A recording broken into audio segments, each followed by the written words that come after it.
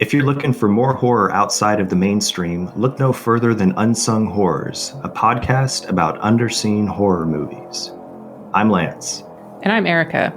Every other week, we'll cover a horror movie with fewer than 1,000 views on Letterboxd. We'll even give you double feature recommendations to pair with the movies we discuss. From gothic to shot on video, from slashers to comedies, from giallo to J-horror, we'll cover all the subgenres. So join us as we unearth these hidden gems of horror. Follow us on Instagram, Twitter, and Facebook, all at Unsung Horrors, available wherever you listen to podcasts. And part of the Someone's Favorite Productions podcast network. Do you love movies? So do I. What's up, y'all? It's KB, and I love movies. Inviting you to listen to The Conversation, a film podcast where passion meets perspective and opinion. From the old school to the new, I invite a guest on to discuss the movies that thrill us, challenge us, break our hearts, or even blow our minds. There's always new episodes dropping wherever you get your podcasts. So join the conversation. We don't just watch movies. We love talking about them too. The Conversation with KB Loves Movies, a part of Someone's Favorite Productions podcast network.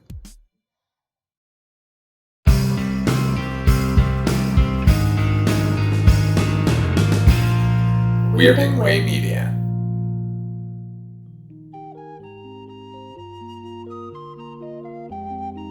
Right, Mr. Walters? You see that guy over there? Now, he's an actor. The guy on the phone? He's a prize fighter. Me? I'm a cab driver. I'm the only cab driver in this place. Good evening and welcome to Night Mr. Walters, a taxi podcast. I'm HP, your co-host, and with me, as always, is my co-host, Father Malone. Father Malone, how are you this evening? She's Irish. We're talking Taxi Season 3, Episode 11, Elaine's Old Friend. This was written by Susan Jane Lindner and Nancy Lane. There's a mouthful there. And it was directed by not James Burrows, Father Malone. This was directed by Jeff Chambers. What is going on here? Wait, what is going on here? I didn't even notice it in the credits. Like, I'm just so inured to reading the credits, knowing it's going to be good old James Burrows. Bizarre. I don't have any reading on why he didn't direct the episode. I don't know who Jeff Chambers is. I'm going to feel really guilty at the end of this episode. Go ahead.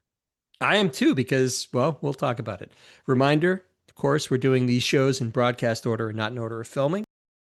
We open on a cab interior. Elaine, this is a rare shot of Elaine driving the cab. Usually you get like Alex. Alex seems to be like, if you were going to log the number of minutes shown driving a cab, I think Alex is probably number one. Don't you agree? Absolutely. You know, Elaine must be somewhere towards last place. You never see her driving. So she's driving.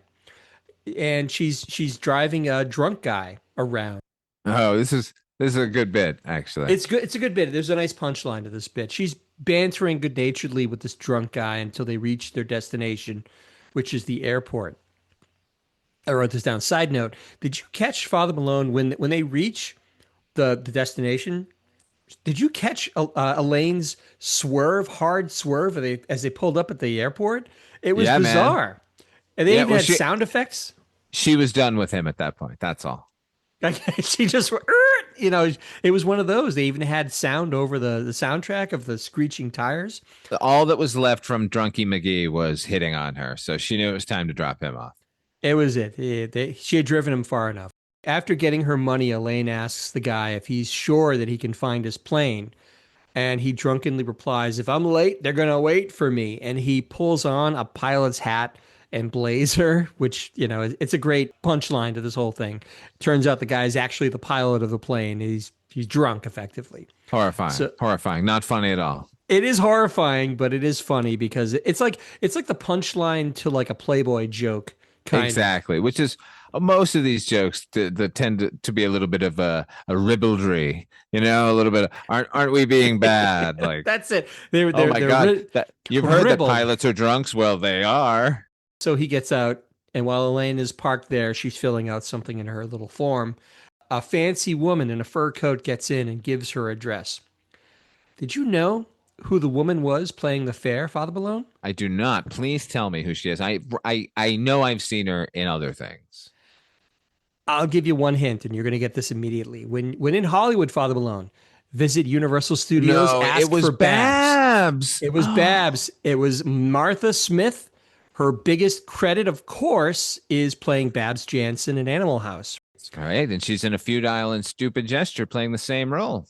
That's exactly right. I've seen this episode dozens of times, Father Malone. I never knew that Elaine's friend was Babs from Animal House. I was as shocked as you are right now. I couldn't believe it. She shouldn't be so high and mighty. I remember her giving hand jobs to freshmen. The fact that in Animal House she's got like the 60s up the 60s do, and she has kind of a southern accent, which threw me off too. Yeah, she's clearly very versatile because, like I said, for years, for decades, in fact, I never knew it was the same actress. So there you go. She's great. Yeah, good for her. I love her. I got to. I will now seek out more of her stuff because impressive. She's very, very good in this, as is a lot of the people we'll talk about, actually.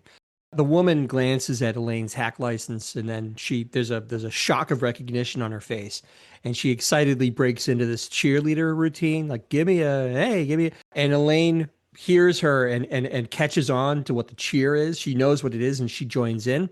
It turns out that Elaine and this woman Mary were classmates and rivals at East Side High, which we talked a little bit about this. East Side High, unless I'm mistaken, Father Malone, is where Joe Clark, aka Batman, cleaned up that school. The school was going to be shut down, right? Lean on Me. Right. So this is East Side, New Jersey, right? Apparently, yeah.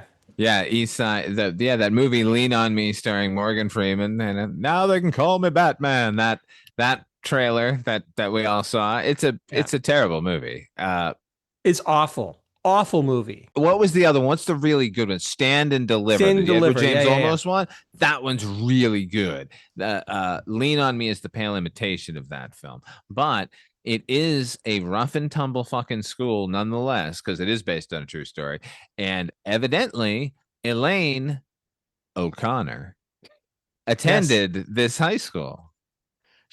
I have newfound respect for Elaine. She would have had to have been one tough cookie to survive at East Side High with all the hijinks going on. By the way, you mentioned Stand and Deliver. I agree with you that it is the superior movie. Hats off to Jaime Escalante. I don't know if he's alive or dead. I hope he's alive, but who knows? I know Edward James Olmos is alive, and I think you had mentioned, didn't you call him a world-class grump recently? I did. Yeah. He just seems that way. He does seem a little grumpy. Not as grumpy as Harrison Ford, but pretty grumpy. Oh, I think he's way more grumpy than Harrison Ford. You I think he think? has more. And I think he has more reason to be grumpy than Harrison Ford. Why is that? I think he's underappreciated, whereas Harrison Ford might be overappreciated. Just, obviously he's an icon and he is given his status, but I think Olmos has always been out there like slugging it out in the trenches and maybe hasn't gotten the amount of respect he deserves as an actor. You might be right, but I have to say, I probably think of him in Blade Runner at least once or twice a month. That scene at the end, "You've done a man's job, sir. It's too bad she won't live." I think about that all the time. I can't get it out of my head. You know what I think about? The very first time he showed up on Miami Vice and Don Johnson, Sonny Crockett, walks into his office and Edward James Olmos tells him to go back out and knock. And Don Johnson does it, and it's all real. You can tell that this is Edward James Olmos telling Don Johnson to go do this, and Don Johnson being really mad that he has to do it. It's awesome. Wow. It's easy to forget that he was on Miami Vice. That was the show. Not to get too sidetracked, but that was the show in the 80s. There was no cooler show on TV. Now you watch it and it's kind of goofy because they're, driving Maseratis with white sport coats and pink shirts. But man, there was nothing cooler than Miami Vice back then. We're back to talking about Elaine, who, as you said, her maiden name we find out is O'Connor. So well, that makes her a tough little northeastern Irish girl. If I didn't love her enough. Temperature rising. So the two of them, we find out this woman's name is Mary. They spend some time catching up Mary and Elaine, and it becomes clear that Mary is looking down on Elaine for driving a cab. Mary big leagues Elaine by bragging about she runs her own ad agency. She owns a co-op in Manhattan. She summers in Europe. She even has a steady fella who's an international lawyer. And Elaine, of course, she can't compete with any of this. But when Mary starts patronizing her, basically, Elaine comes up with it's a tried and true sitcom trope of the make-believe boyfriend, right? George And Glass. the Brady Bunch, George Glass, Jan's boyfriend. In fact, there was a Funko Pop of George Glass. Do you remember this? They actually had a Jan with George Glass, and it's just Jan with an empty spot next to her to make believe George Glass. I thought it was brilliant. In Elaine's case, the only name that she can feebly come up with is Maxwell Hauser. nothing that good. She comes up with Billboard. Mary must be a dummy on the level of Bobby to not know what she's doing, because Elaine's driving and she goes, "Oh yeah, and I have a boyfriend. His name is Billboard." She looks out the window and sees a billboard. His name is McDonald's Hamburgers. She claims that Bill is a professor at Columbia and is an all-around fantastic guy. Mary tries to set up a dinner date so they can all meet and catch up, but Elaine keeps making these excuses why she can't do that. HP. Yeah. HP, have you ever been in this scenario? Have you ever been in a meeting someone who was once your peer and they're doing better than you and you feel inferior to them? I had this happen very early to me in my life when I was in my early 20s, where somebody had clearly made it so much further in life as far as what we're told is success. And I was basically working a cash register when I interacted with them. Oh, absolutely. I had a similar experience where after I graduated college, I was rudderless, basically. I ended up working at Circuit City. It's no longer around, but it was basically like a precursor to Best Buy. I was just clerking it. I had no real, nothing really going on with myself at that point. And I would see, it was local, so I would see people that I went to school with and so forth come in all the time. And I would obviously feel a little bit inferior, because here I am graduating, didn't know what I was going to do with my life. And there they are. They look like they had all the answers. I don't know that I ever went and invented something on the order of a billboard to make myself seem like big league, but certainly I can relate to Elaine's feelings in this scene. Sounds like you can too. I found that that particular interaction I found to be monumental in my life, because I did feel, as Elaine feels in this episode, kind of disrespected and puny and reevaluating one's life and, have you accomplished this or that or the other. And what I discovered about myself then and there was I no longer gave a fuck what anyone has to say about me and my life and what they value as success and what I don't. And then it's certainly now when I haven't followed up on this human being necessarily, but I now know that that the level of success that they had achieved was completely based on they had married somebody wealthy and they were trapped in that fucking relationship for the rest of their lives. And I bet they were just like a housewife for to this day. Who knows? I don't know. Anyway, thank you, people who look down on us. It can lead to some wonderful things like this episode. It can. And on a semi-related note, I will say I've noticed as I get older, I give less fucks about everything. Like things that would really bother me when I was younger, like this kind of thing, status, worrying about what people thought about my job or what this or that or the other thing. Like it's an inescapable truth as you get older that stuff matters so much less. You realize, like, if you look back now on, I know I'm sidetracked here, but if you look back on things that you worried about in high school, socially, or college even, or what have you, like that's all bullshit. You learn that as you get older, and it's a much more comfortable place to be, and hopefully I don't know, people can reach that happy place, because it's, we spend so much time worrying about this stuff and worrying about what people think. This thing with Elaine is very relatable, because I think we've all felt disrespected and patronized and made to feel small by somebody, and that's not cool. I agree with you that this is all very relatable and very well written, I think. We fade into the garage, and Elaine stomps in. She's still upset. Alex, She's a vision in blue. She's wearing blue. Yeah, she's a vision in blue. She has this blue sweater and kind of a blue thing underneath it. I will say that the scene of her driving in the cab, we've talked about this in previous episodes. Sometimes they style her as somebody who would logically be driving a cab. Maybe she's got a quick ponytail, she's wearing sweats or whatever. But this episode in particular, I did note that as she's driving the cab, she's wearing a very chic sweater combo kind of thing. It makes me wonder, would she really be wearing that when she's driving? She's picking up a shift after a shift at the At the art gallery. gallery? Yeah, probably. That makes sense. Alex tries talking to her about what's bothering her, but she refuses to chat. She's going on and on about how miserable she is. Bobby actually presses her on what's up, and Elaine talks about her run-in with Mary from the previous evening.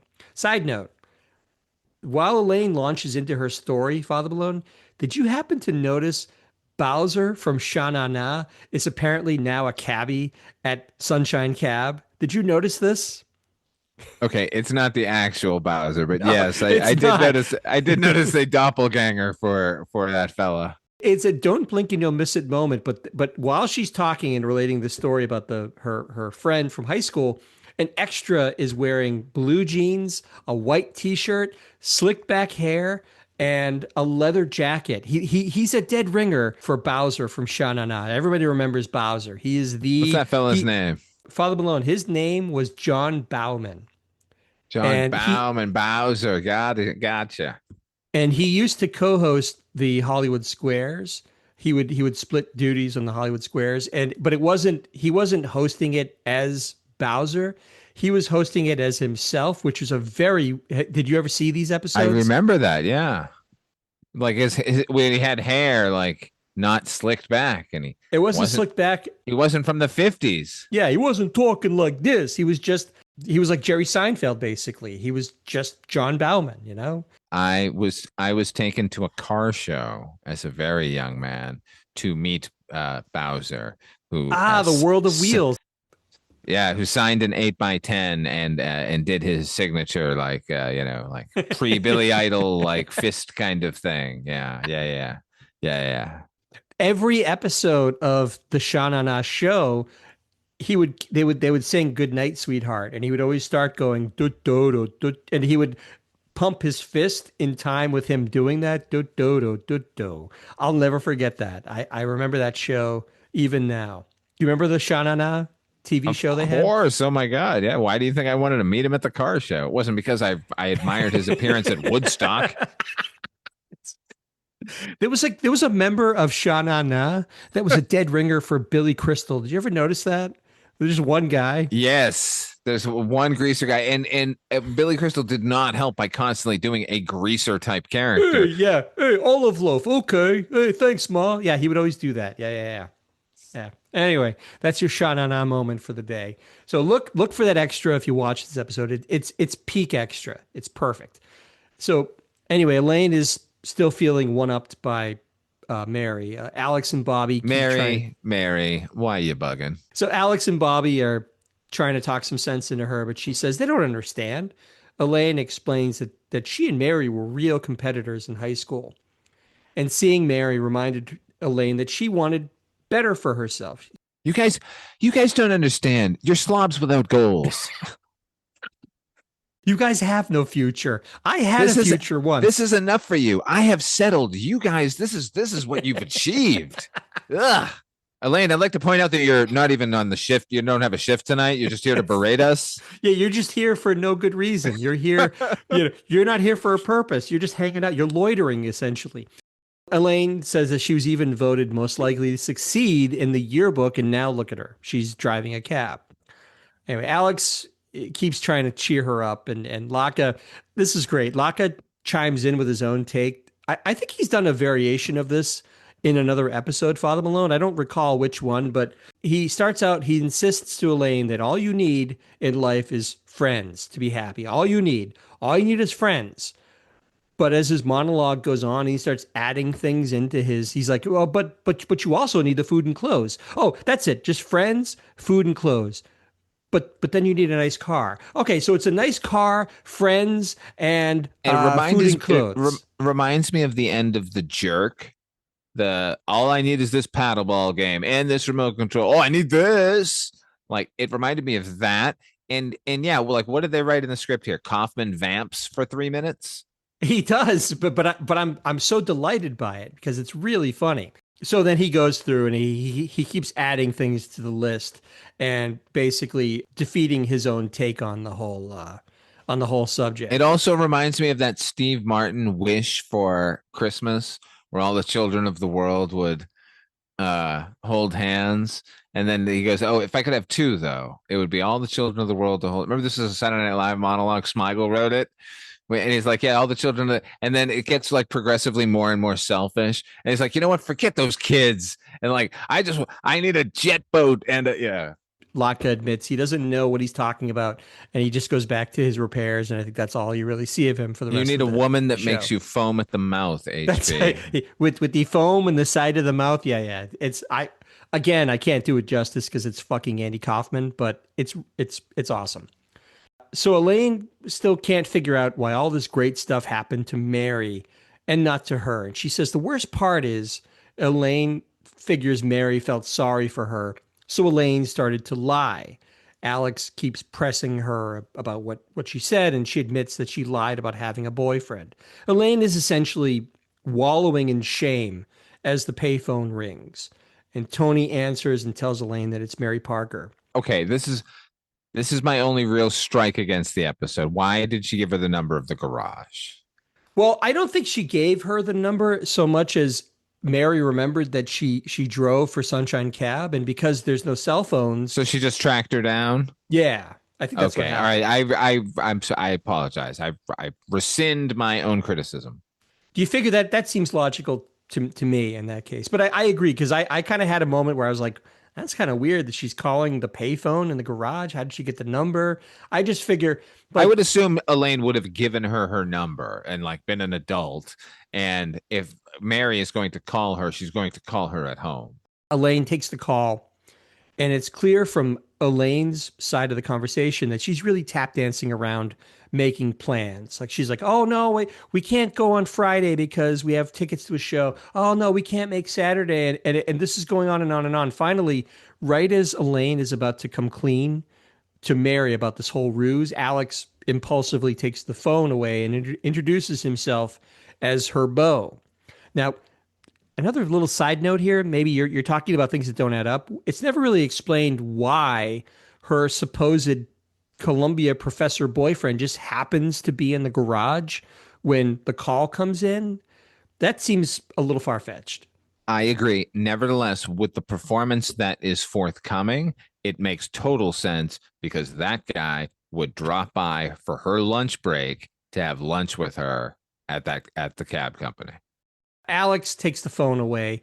He quickly makes dinner plans for the four of them, for Elaine and then Mary and her boyfriend for Saturday night, much to Elaine's chagrin. I am totally in. I'm on board, man.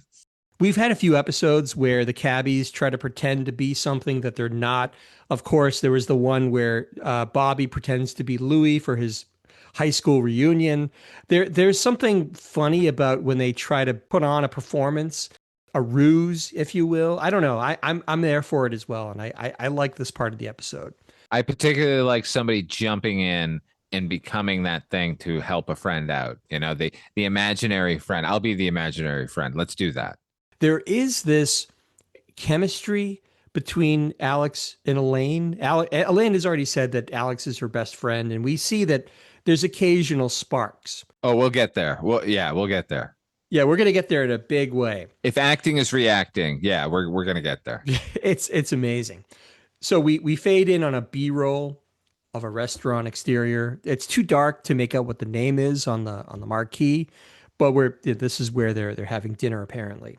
We cut inside. It's the interior of a fancy restaurant. And another great bit of set dressing. There's a banquette in the middle, a curved banquette with the embedded buttons in the seat, that sort of Italian banquette look. It looks great. The production design, as usual, is fantastic, but it's better lit here. And now I feel guilty saying that because I now know it's not James Burrows, but I was going to comment how much I liked how this episode looked overall. It's not too busy. It feels like a real restaurant, but they have their little featured bit in the middle where they're going to play out this scene. Elaine and Alex go to sit at the banquette. They're waiting for Mary and her boyfriend to arrive. Babs, I watched this episode twice, and it's Babs. Obviously, Babs is an exaggerated caricature of. I mean, if she was in like an updo 60s thing, yeah, I probably would have recognized her. Yeah, she doesn't have that accent. She just plays it completely straight. Take away my National Lampoon card. Elaine, she just maintains that she just wants to enjoy. She wants them to enjoy themselves and not be pitied. And Alex is assuring Elaine that, he will convincingly play a guy who is crazy about her. And that's when Mary and her boyfriend, Michael, arrive. Michael is played by a guy named John Considine. I don't know if you recognized him, Father Malone.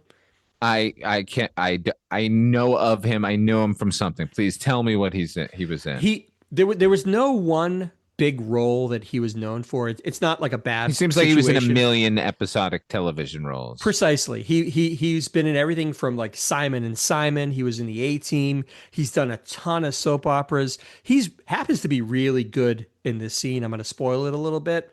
All four of them are great. It's this little thing that plays out in this banquet. They all sit down. Alex starts in on his devoted boyfriend act. Everything that Mary and Michael talk about, he one-ups them. Alex plays this to perfection because they're talking about, how they met, and Alex is charming, he's funny, he's cultured to the hilt. Oh my God, he lets them have it, man. Here's the thing. Here's the other thing. This might be my favorite episode, not to bury the lead, my favorite episode of Taxi I've ever seen, honestly. And it might be just because it resonates with me on a deeper level than I felt in previous episodes. There might be other episodes that I will further later down the line, but as far as the feeling demeaned by a peer, like early on, and the way they handled that is spectacular. And now this, which is not only the act of stepping in and fucking with somebody else for your friend so they don't have to feel that anymore, but the manner in which Alex does this. I've done something similar in my life, HB. Played a fictional person for somebody to give it to somebody else. And what he's doing here is I'm going to cry. It's so wonderful because what Elaine is feeling is she has no success because she hasn't achieved these sort of career goals that have seemingly come effortless to this friend of hers who now owns her own ad agency and has obviously gotten everywhere she wanted to get to in life, right? But that ain't what life's about. Life's about finding somebody who stares at you the way, that's the meme everyone says, yeah. Right? Like, find somebody who looks at you the way this person looks at you, right? Well, Alex demonstrates that here. He can tell you where they met, and he can tell you how long it took him to work up the courage to talk to her.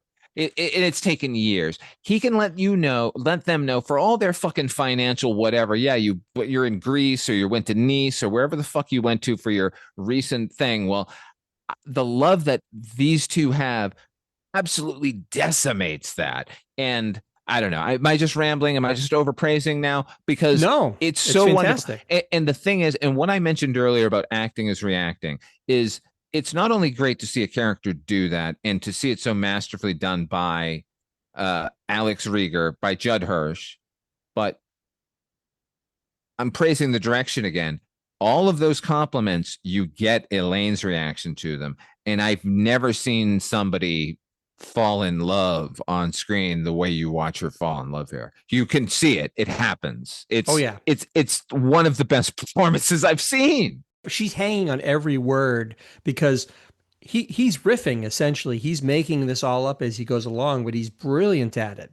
And she's falling for him while he's telling the story. Meanwhile, it's supposed to be their romantic origin. It's a well directed, well performed scene for sure. And I will say this, it's they're playing it beautifully. But what I loved and what I keyed in on too was while Mary is also falling for Alex a little bit too. She's just smiling. She has this dreamy look on her face. But Michael, her boyfriend, he has this disappointed look on his face or reaction. Everything that Alex says that basically one ups what he has tried to come up with, it's registered on his face, and it's just this wordless disappointment or like inadequacy.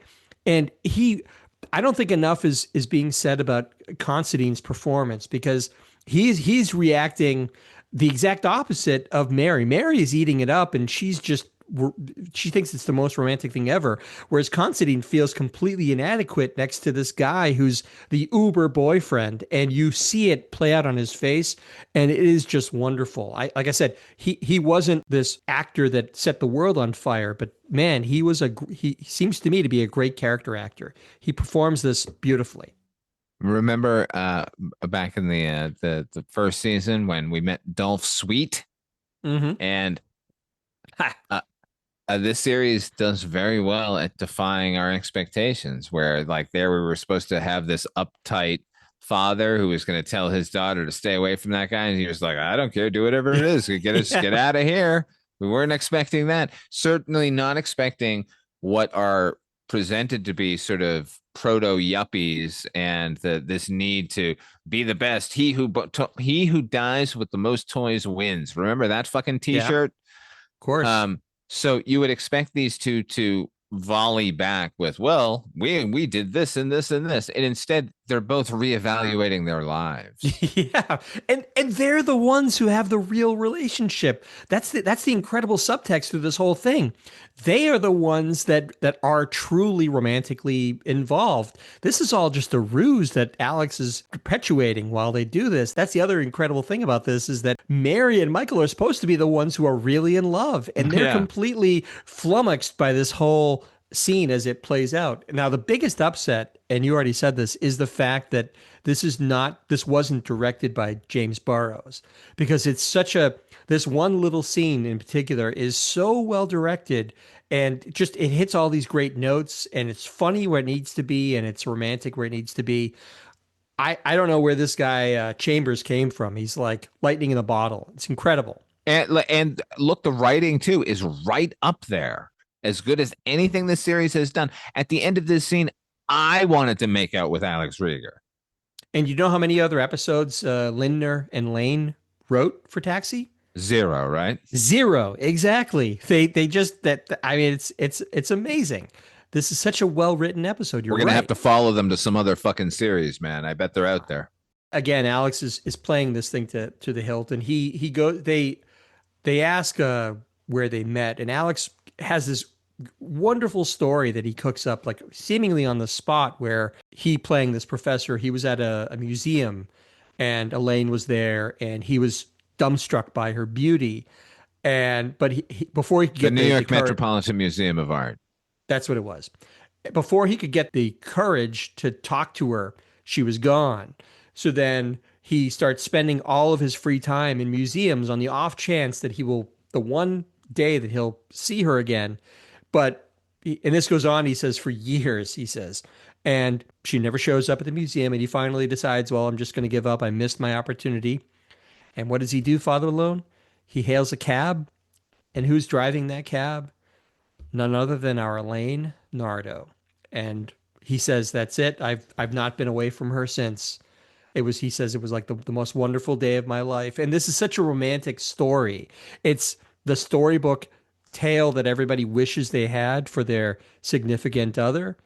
And like I said, Michael and Mary are just so flummoxed by this whole thing. They can't possibly compete with this. This is everything that Elaine wanted to happen on this date, right? She's not pitied. In fact, it's the opposite. Now they're reevaluating their story with each other and how they feel about each other. It's really it's wonderful. It avoids all of the usual sitcom-y vaudeville shit that we criticize on the show when it pops up. Uh, it's a direct back and forth here. There's no machinations, right? There's no but someone's gonna sort of be introduced in the right at the beginning of the third act, and like, this might go another way. It's not. It's Elaine is aggrieved. She tells her friends, and her friend jumps in and fucking pummels that person back, and now everything's okay. Sometimes we need that from our television. I don't need Mr. Furley and who we mistook, and we can't get the briefcase open, In a lesser episode, this would have been the point at which Louis would have come into the restaurant, seen Elaine and Alex, and gone over and ruined it all. It all would have come crashing down. But mercifully, we don't get that. This whole thing plays out. Spoiler alert: this plays out, and no one is the wiser. And Elaine effectively gets her revenge on her friend in a way that she could not have predicted. Like, as you were saying, as we've been saying, this ends with those two people. They're not a couple at the end of this. So she had a friend who got in and was acting high and mighty because she got all this financial success and everything. And man, she's got a fella, and her fella's so accomplished and blah, blah, blah. And then Elaine goes out to meet with her and says, by the way, that is meaningless. And now that's taken away. And this woman's going to have to look at her career too and go like, well, wait, what am I even doing this for? There's even a part. So they cut to later in the meal. Mary asks, well, how are you getting along with Elaine's kids? And Alex relates this story about, and this is a true story, by the way. This isn't a story he made up. This is a story. So this reveals Alex loves Elaine. Yeah. That's exactly why I bring this up, because this is a true indication of Alex's real feelings for Elaine, because this is a story that she told him a few years ago, just as how's your day kind of a quick thing, tossed it off. It's a story about a prayer that goes unanswered. It's a little bit, it's treacle nonsense. Thing. Yeah. It's very treacly, but in the course of telling it, Elaine turns to him, and she turns to him effectively not as Bill Board, the fake boyfriend, but as Alex, because she says to him, how did you remember that? I told you that 2 years ago. I didn't even remember that story. And Alex looks at her as Bill Board, quote unquote, and says, I remember everything, darling. And you know what, HP? Here on television, what is this, 1980, 1981? This episode of Taxi revealed two men everywhere the actual secret of relationships. Every comedic premise after this episode aired of, well, I just don't understand what women want, is false. Because here it is. Listen. They just want you to listen. They just want you to hear what they're fucking saying. It's so easy. There's always been a bit of a chemistry between Alex and Elaine, and it's palpable during this scene, because at one point music starts playing, and of course the cherry on top of the sundae is Alex perks up and says, oh, listen, darling, they're playing our song. And they get up to dance, while all that Michael and Mary can do is just sit there and watch them at the table, because they even say, we don't have a song. So they watch them go and dance. And while they're dancing, Alex and Elaine share this super passionate kiss on the dance floor. And it's something to see. We cut back to the outside of Elaine's apartment. Elaine and Alex, the date is over. Alex has taken Elaine home, and they're both gleeful about this ruse that they've pulled off. Alex did it. He was the picture of the devoted romantic boyfriend. And then Elaine says to him, all right, Alex, you know what? You can cut with the act, because I know this was an act for you, but I can tell that you were getting excited in reality. And Alex scoffs and says, this was an act, Elaine. This was an act. I was playing a part. And Elaine is just like, come on. They I could see your dick through your pants. Come on. That's the only thing that I wish they had said, because she sidesteps by saying, look, I know the look. I've seen men with that look, and I know that it means that they're getting excited. But I think we both know that she could she could feel his boner through his pants. Yeah, I mean, I thought that was obvious, right? Okay. And she says, "Look, you're not that good of an actor, Alex. Really." She at a certain point, she even gets semi-offended by his insistence that it's just an act because this is casting aspersions on her allure, right? As a female. And Alex, ever insisting that he's just playing a part, he says, "Look, I'll demonstrate, okay? I'll give you a kiss." And he gives her a kiss, and he's like, "See, nothing." What a ploy, by the way. Right. What I mean, he doesn't mean it, but what that It is a ploy, but here's the real rub of the scene. She goes, "Oh, really?" And she plants oh my God. this super passionate kiss. I counted.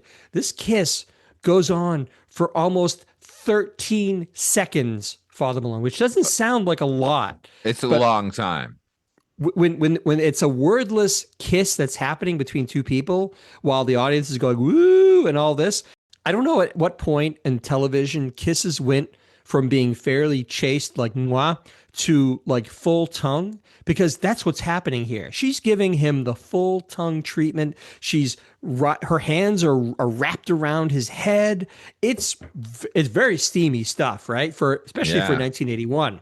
Steamy stuff for now, man. I thought it was super fucking hot. She pulls away and she's like, "Really?" And now it gets a little cartoony where nothing. He can't talk. He's like, "Nothing." Like he's so dumbstruck by the kiss, and really, who can blame him? But he's so dumbstruck that he can't even talk. Okay, HP. Here's where the episode breaks down. Why is he resisting? Pride, I guess. Maybe he's still trying to prove a point. No, sorry. If this were season 1, then this ending is okay. These two have been for each other. They've been with each other. They've almost done this before. She threw herself at him when she was having a breakdown, and then used it against him later. Remember? And then he always regretted. Like there's too much relationship potential going on in the past here for this to not mean more than it is. You know, like what is the invitation here? This would have been the perfect moment for him to say, like, "Well, let's, clearly you feel this." You know what, Elaine? You're right. Like, and remember all those times we didn't do it? Like, you are correct. Everything I was saying is from my heart. I'm ready. This is it, Elaine. Let's go for it. And the only thing missing, though, like I said, it's so cartoonishly silly that I'm surprised they didn't have like smoke coming out of his ears after or like his tie like spins like Pee Wee Herman or something. A voom, voom, voom, voom, voom. I wouldn't have been upset by that. She's like, "Well, I guess that's it. I guess I guess you were. It was just an act." And she turns to get into her apartment, but not before she gives the most devilish smile kind of to the camera, like away from him so he can't see it. Man, it is she's so sexy in the moment, Father Malone. It's really, I don't know how he didn't resist and he just went home. I mean, it's insane. He's a fool. I don't get it at all. It's really, it doesn't make sense. So she goes into the apartment, and I wrote this down, leaving Alex to wander home, presumably to masturbate as the episode ends. Because let's be honest, that's probably what he did when he got home, right? I mean, I don't think he got home. You think I think he got to his cab and looked around, and there it was. And again, who could blame him, honestly? You know what? Actually, I could blame him because I just would have gone in with her. Are you out of your minds? She knew that there was chemistry. His act? Are you kidding? Like he's making that up, but it was all true. It was. Well, it shaded into truth. The sentiment of it is, you know what I mean? Like he's telling them a story like, yeah, I saw her at a fucking an art gallery, and I came back for years and years looking for her and whatever. That's all true. Like they've been working together for years and years, and he's been pining for her. Like could have done something with it. I don't know. I'm going to quote Johnny Depp in Nightmare on Elm Street. Yeah. Morality sucks. So that's the end of the episode. Now we're going to talk about yellow lights as we do. What does a yellow light mean? We score on a scale from 1 to 5 yellow lights. 1 is the worst Taxi episode, and 5 is the best. And as is our custom, we throw it to you, Father Malone. What do you give Elaine's old friend? 5 yellow lights. Yeah? Yeah, it's I don't remember I don't remember giving anything 5 yellow lights prior to this. I might have, but this is definitely up there. I know it's not the perfect taxi episode in that this show is an ensemble and is always at its actual best when all of the characters are getting their due.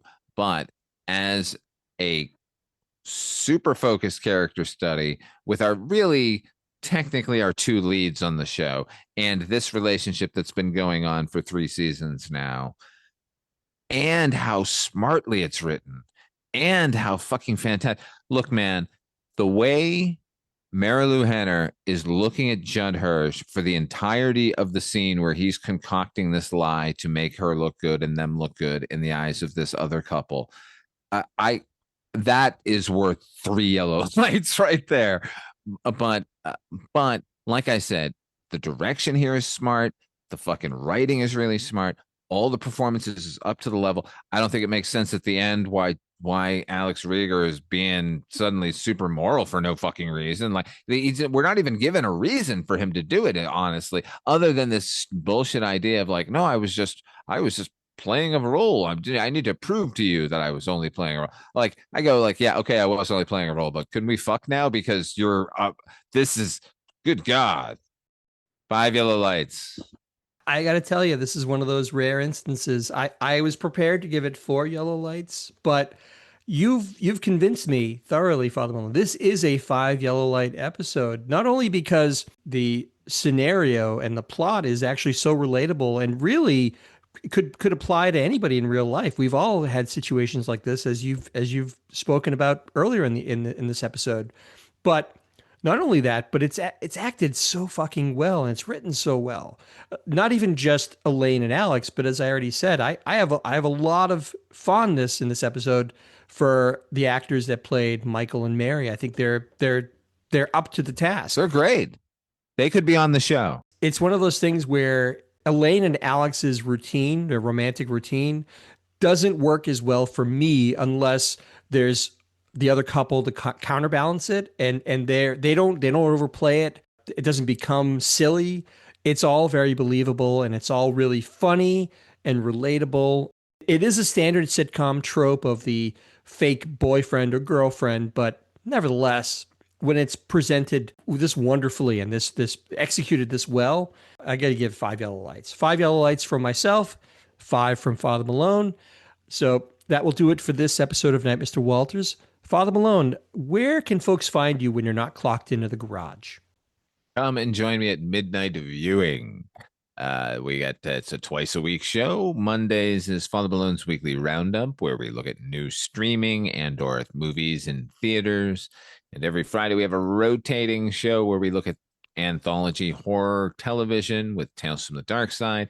We also look at anthology movies, and we look at listener choices, and we also have very specific laser focused episodes like Fusco Fest about screenwriter John Fusco's work, or Predator Fest upcoming, or other fest. Those are all done with my pal HP here. Love it. Looking forward to Predator Fest, as we're calling it right now. That'll be a lot of fun, as they all are. Please come up. Hey, Night, Mr. Walters listeners, if you can come up with something better than Predator Fest, write to HP and let him know, would you?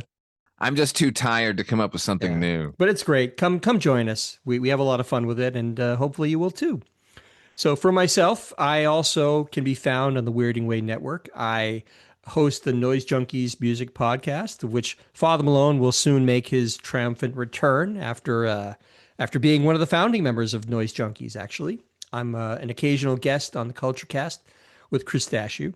And I also have a Bandcamp site, hpmusicplace.bandcamp.com. I know that's a mouthful, but please come on by. So thanks again for listening. Please feel free to subscribe to the podcast, write a review, rate us. We'd love to hear from you. In fact, my email address is hpmusicplace@gmail.com. Please drop a note. Let me know what you think. So for myself and Father Malone, thanks again for listening, and we'll see you all next time.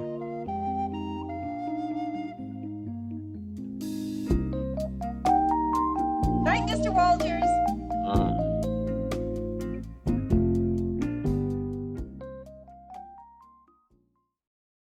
Hello, my name is Kevin Tudor, and I'm one of the 3 hosts of Almost Major, a film podcast dissecting many major indie studios and the films they release. Every week, myself, Charlie Nash, and Bryden Doyle discuss overlooked, forgotten, or bona fide classic indie films via studio-specific miniseries. We've previously covered numerous films from Artisan Entertainment, Lionsgate Films, and New Line Cinema. Titles including The Blair Witch Project, American Psycho, Dogville, But I'm a Cheerleader, Saw, Requiem for a Dream, and Ringmaster, you know, the Jerry Springer film. Anyways, we have a fun time every week and we hope you will join us. Subscribe to Almost Major wherever you get your podcasts. Now proudly a part of the Someone's Favorite Productions podcast network.